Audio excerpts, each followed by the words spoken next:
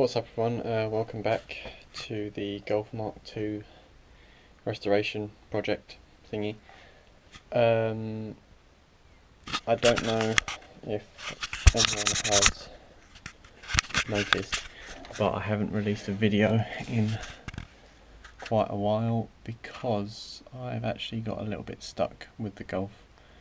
Long story short, I've been taking the engine slowly apart in order to clean it and change some gaskets and tune the carb and all that malarkey, and basically just give it a good service and change the belts and everything. Just bring it back to what it should be from the factory, apart from all the miles it's got on it. It was all going fine until I needed to take the auxiliary belt off, which to anyone else that doesn't know is the belt which drives my alternator and my water pump. So it's not timed, it's just everything else in it. Normally would do your power steering if you had that and all that stuff that you get on modern cars. Taking that off, and with these on the Golf Mark II, the auxiliary belt is obviously connected to the alternator, the pump, and then it's connected round here, which comes off the crankshaft, and the bolt on the alternator, there's like teeth here, so you can increase or decrease the tension on the belt. And basically, as you can see, the the end of the screw's there, which hopefully you can see, but there's nothing in that side because it's sheared off completely whilst I was turning it, which kind of sucks, but that's to be expected from a 25-year-old car that hasn't really, well, that I'm assuming hasn't been touched. Because then I found out I could just take the auxiliary belt off by taking the plate off the water pump, which is down there, and so I basically sheared it for nothing, which is kind of annoying.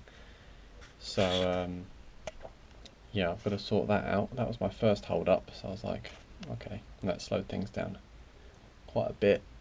So I carried on taking the top of the engine off. Yeah, just working away, taking spark plugs out, which I've put back in for now, and trying to slowly take the carburetor off. And then I was thinking, I got to here, so I took the head off, and the head cover off, and you can see, hopefully you can see the camshaft under there, which is actually in good nick. Taking that off, and then I thought, okay, I need to get the timing belt off before I can take the head off.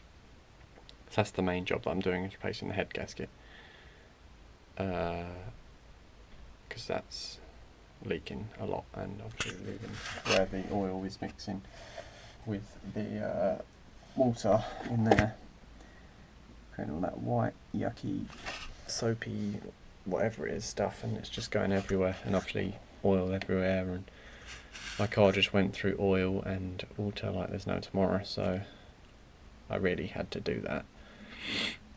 So I was doing that, and then I was undoing, this is tricky to see, but I was undoing off this plate here. I needed to take this plate off in order to take the rest of this plastic cover off in order to take the belt off. And I got 3 of them off. There's 3 screws which hold this plate on, this circular plate. Got 3 of them off, and last one, obviously there's always one, well, that's completely rounded off in the centre, so you can't, you put your screwdriver in or your Allen key in, whatever, it's completely circle now, so nothing bites on. So that's that. So that's really where I am at the moment. It's been like a double hold up, and it's hit me hard. Was contemplating just buying a new engine because this one's given me a lot of issues. I know I can pick an engine up for £100. I found a place, and then I'll just literally take everything off this one, like all the ancillaries off this one, and put it onto the new block and be good as new. But that's a last resort, because I would like to use this engine again, because it has, I say 114,000 miles is low, but might not sound low, but it is fairly low for this engine. This is a very strong engine. It can go, I've seen them go well over 200k as long as you look after them, which is the same for anything really, but yeah, this one really stood out as a strong engine, so I thought I may as well just try and keep it going, and then if I do need to get a new engine, I'll get a new engine. So that's where I am at the moment. So that's the reason why there hasn't been a video in 2 months or so. I can't actually remember how long it's been, but maybe a month. So yeah, I was wondering, I do know certain ways of getting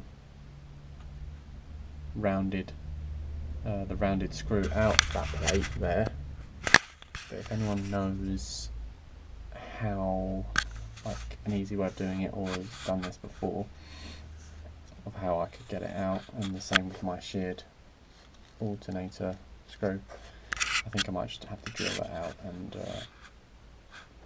get a new bolt. But it's kind of awkward because it was the tensioner one, so it's, you can't really just replace it with a standard bolt. It's a big job. But yeah, so that's the reason why I haven't posted in a while. Doesn't mean I'm not working on it.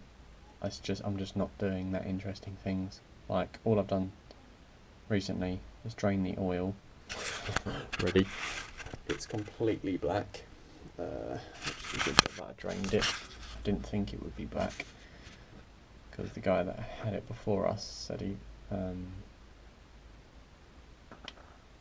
was a mechanic, so the guy that had it before the dealers that we bought it off was a mechanic, and I thought he would have, well, maybe checked the oil properly, but apparently, well, he could have, but I don't think he really has that well, because it's black.